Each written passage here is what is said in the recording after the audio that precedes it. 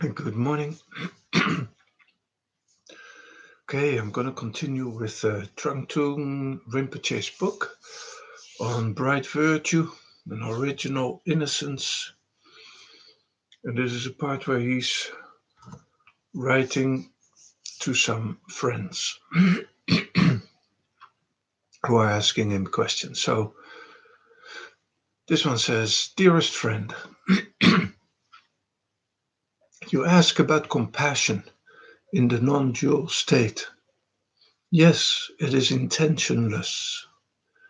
You seem a bit confused by the idea of intentionless compassion. In the non-dual state, there are no contrived actions at all. The word in Tibetan is trinle, spontaneous activity of a sort that is always a perfect responsiveness to any situation. Because it arises from the expanse of luminous virtue qualities, it always has the character of wisdom, compassion, beauty, truth, and goodness. This is difficult to understand because right now you struggle to manifest virtue when negative habits override. And also because when we conceptually consider Dharma teachings that we are not yet capable of practicing, some things will be confusing. So let me explain. When I was younger, 16 or so, I read everything I could find on sex. I hadn't had sex because once you've had it, there's little point in reading. But before, there seems to be a lot of point in reading, thinking, conceptualizing, looking at pictures. But once one has sex, one realizes that all this conceptualizing can never touch on the beauty and tenderness and the joy of it. The words about it certainly touch something in you and provoke a reaction, but the real thing and the words turn out to be very far apart. So it is with Dharma.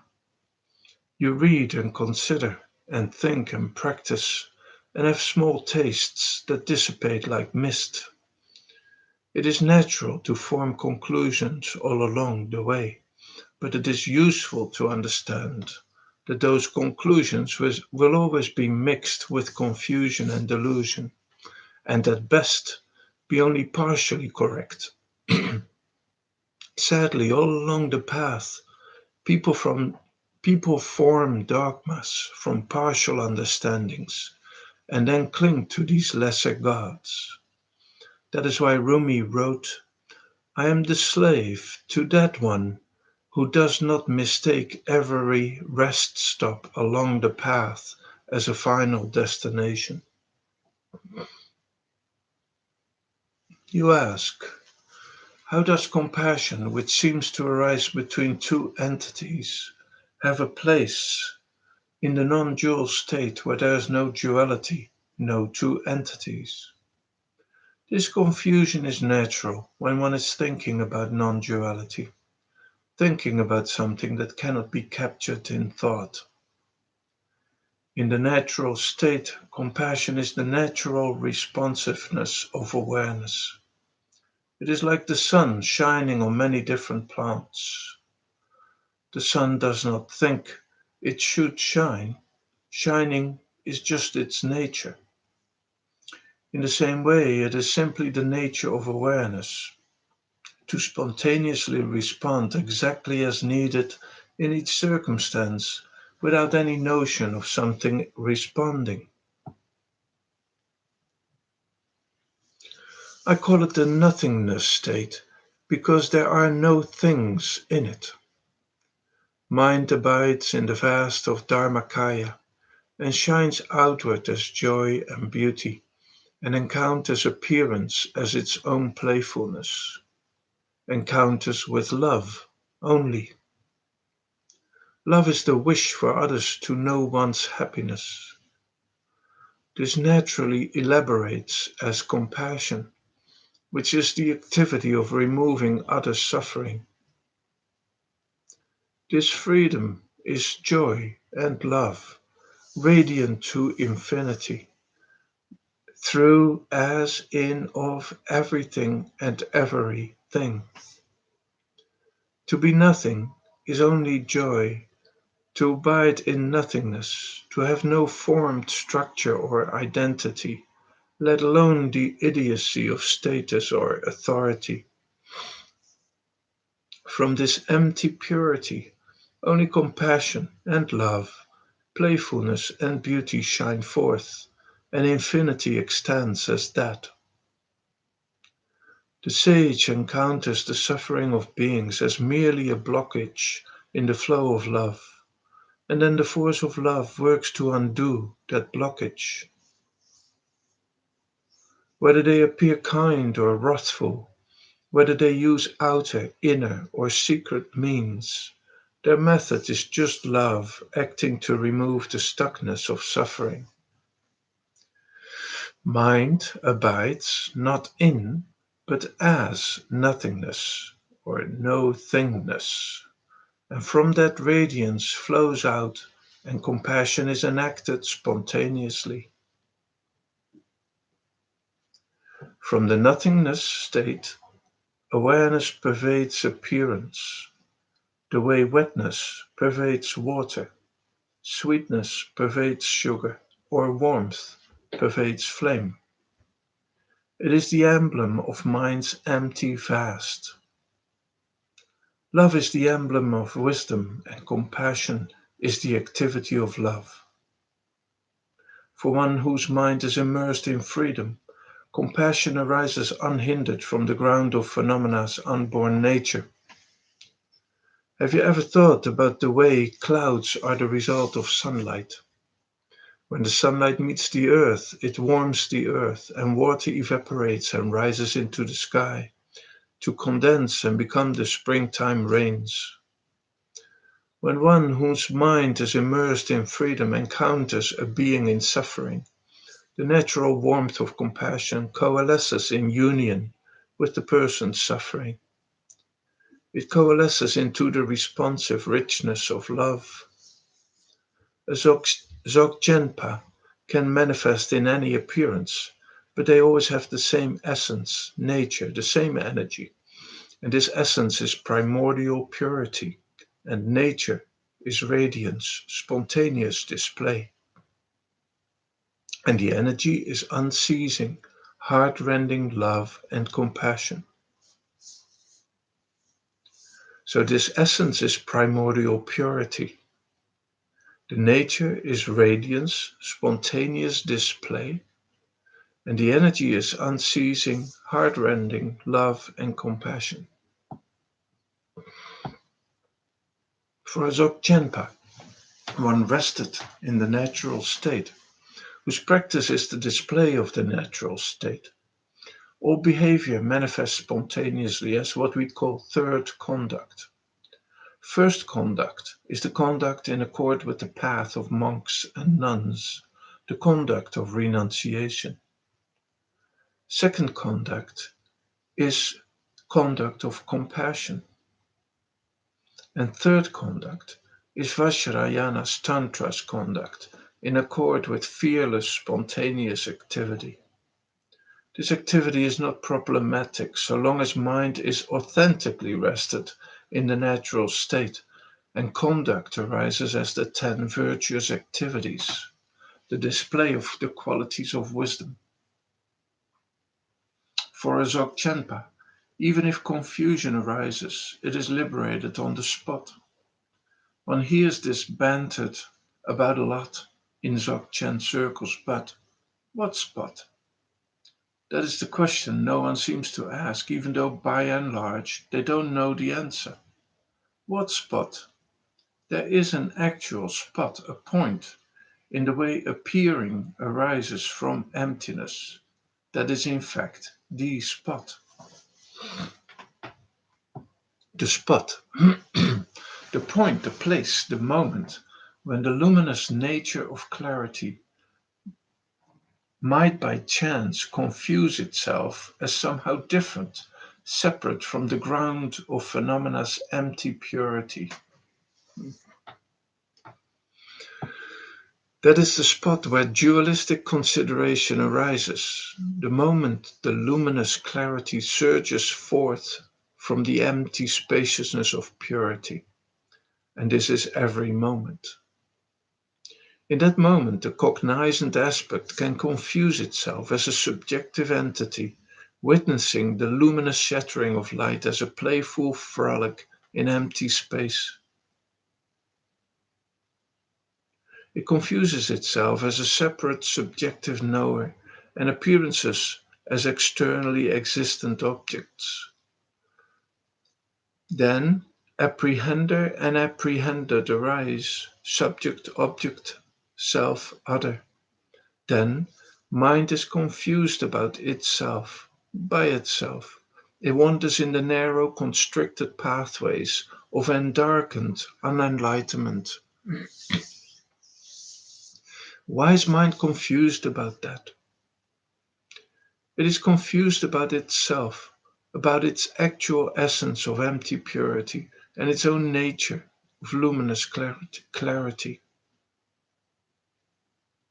It is confused about how empty purity and luminous clarity within union give rise to the magical empty appearances. So, what is it confused about? About itself. And how has it come about this confusion? It comes about this through itself as well. It is confused by its own playful frolic. This is always surging forth in luminous display, an unceasing manifestation as temporary modifications of luminous wonder. Because of this, there is the potential for confusion about objects.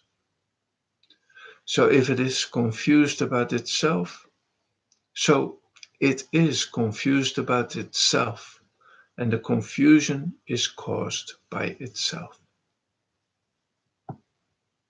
Now, I'm not implying any sort of self as an existent in this itself. It is only a figure of speech. As Wittgenstein said, language falls apart without the verb to be. And here we're talking about things that do not include the verb to be. So itself does not imply a self of any sort. A self-cleaning oven does not have a little self inside of it that cleans. There is no tiny little man somewhere inside the oven or some volitional, intentional consciousness.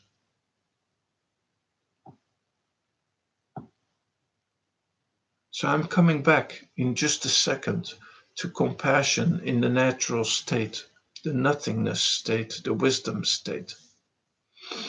In such a state, which is no state at all, but beyond all states, appearances not only do not seem to imply duality, they actually definitely prove to mind the luminous, playful wonder of non duality. Even as appearances arise, wisdom's own force causes mind to inhere within the unfractured womb of wholeness. And if this happens, then fear and desire can have no foothold. Where fear and desire have no foothold, there is infinite radiance of the unsullied pure. Excuse me. Where fear and desire have no foothold, there is infinite radiance of the unsullied purity of mind, and that radiance is known by mind itself as love. It is felt as by mind itself as tremendous tender-heartedness. Then appearance, in and of itself, is playful beauty only. When awareness encounters the constriction of delusion and suffering, suddenly, without ever changing in any fundamental way, it becomes the activity of compassion. Because the inherent radiance of wisdom awareness is luminosity, is utter joy. Perception is pure pleasure. Joy naturally generates love. That is the wish for all beings to know this happiness. Love naturally becomes the activity of compassion, the removing of the cause of suffering. If a dualistic, confused suffering being is encountered, then the magical alchemy of awareness that can turn itself into anything indeed does so. It actually says, I'll read the sentence again. If a dualistic, confused suffering being is encountered, then the magical alchemy of awareness that can turn itself into anything needed does so, without ever leaving the equanimity of the womb of suchness. This is how four immeasurables, joy, love, compassion, and equanimity, are the natural stage of Dzogchen. The word for the energy of awareness in Tibetan also has the meaning of perfect responsiveness or compassion. Awareness is perfectly responsive, and so, when it encounters suffering, it experiences the heartbreak of compassion in a way non dual from the object of compassion. It is because there is no alienation between the compassion and suffering. The sage experiences what Jesus meant when he said, love your neighbor as yourself. He meant as yourself, capital S, literally. This non dual compassion, this tenderness, gives rise to spontaneous responsiveness, the wisdom cure for suffering. So a Dzogchenpa may appear in the most ordinary fashion, or in an outlandish fashion, or both, or something else entirely. There can be no limit or restriction. But they are never ordinary in the sense of manifesting deluded conceptuality, because all conceptuality is released, liberated, in the moment arising on the spot where confusion could take place. Mind is always held in the nothingness state where luminous, radiant non duality, which is joy, love, and compassion, inseparable from equanimity, shine forth. So there is no problem in terms of compassion for one who actually is immersed in freedom. There, there, their compassion never wanes and never ceases. It's like the moon that is actually always full all month long. The moon only changes, waxes and wanes according to the partial, dualistic view of sentient beings on Earth. But the moon, from its own perspective, is always full. The sun, from its own perspective, is always shining and bright. But from partial view on Earth, it seems sometimes covered by clouds, seems sometimes to disappear in the night, sometimes to arise in dawn. But from the sun's view, perfect completion is always shining, always bright, always the infinite brilliance of love and compassion. When you come to the fullness of experience through sincere, earnest practice of Vajrayana's sublime methods, you will understand more fully. Until then, may my words act as a pointer, and may all beings know an end to suffering. With sincere best wishes, this vagabond yogi.